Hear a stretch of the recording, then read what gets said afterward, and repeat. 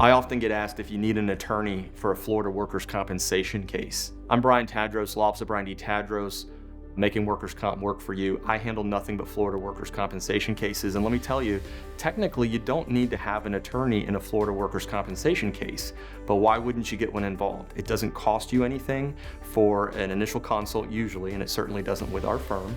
And if you hire us, we typically get paid if and when we obtain something for you. It's what we call a contingency fee contract. But typically when you want to get a lawyer involved in your Florida workers' compensation case, oftentimes may be an issue about whether you're getting paid correctly. And so if you're not sure if you're getting paid at the correct rate that you're supposed to get workers' comp benefits in the state of Florida, a lawyer knows what information they need to obtain from the employer and the insurance company for the workers' comp carrier to go ahead and investigate and make sure that in fact you are getting paid correctly. If you're being paid incorrectly, then we can then take the next step and litigate your entitlement to the back due wages that you would be owed for the correction of the what we call indemnity or the lost wages that you've already been paid, including what we call penalties and interest. The issue about whether or not you're being paid correctly is one of the most common issues that I see from potential clients that they have concerns about why they are reaching out to a Florida workers' compensation attorney. The other most common issue I probably get from potential clients is about their concern over whether they are being quote unquote rushed back to work. If you've seen some of our other videos, you may already understand that doctors' opinions is what really drives a case. If a doctor is saying that you can return to work and the employer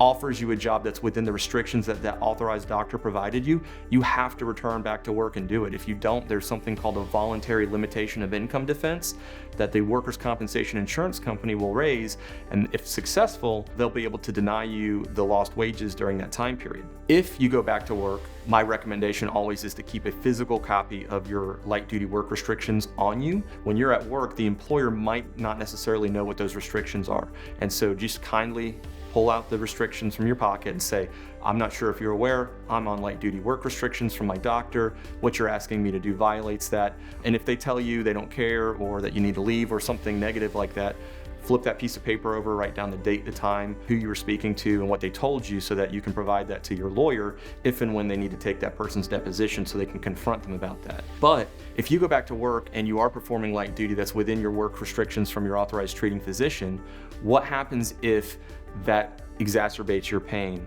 or if your pain doesn't go away and you're still having difficulty? The first thing I'm going to tell every single client is you need to then go back to your authorized treating physician and explain that to them. Tell them what they have you doing at work. Tell them if they are in fact following the restrictions or maybe they're not. And kind of the last thing would be that you could consider getting what we call an independent medical evaluation or an IME to try and explore a different medical opinion.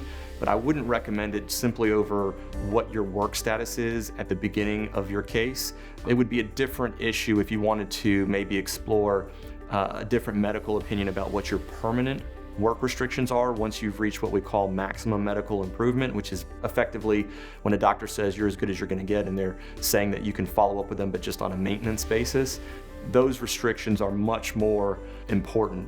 And getting an IME at that point is something that maybe you would consider, but I usually wouldn't recommend it simply at the beginning of a case because a doctor has you on initial light duty work restrictions. But those are a couple of the main reasons I hear from potential clients when they reach out to me about what is driving them to seek the opinion of a Florida workers' compensation attorney. If you've got questions about a Florida workers' compensation case, please reach out to us. You can find us online at bdtlawfirm.com. We offer free consults, and our job is just to make sure that you're informed so that you understand what your options are. So reach out to us at Law Office of Brian Tadros, making workers' comp work for you.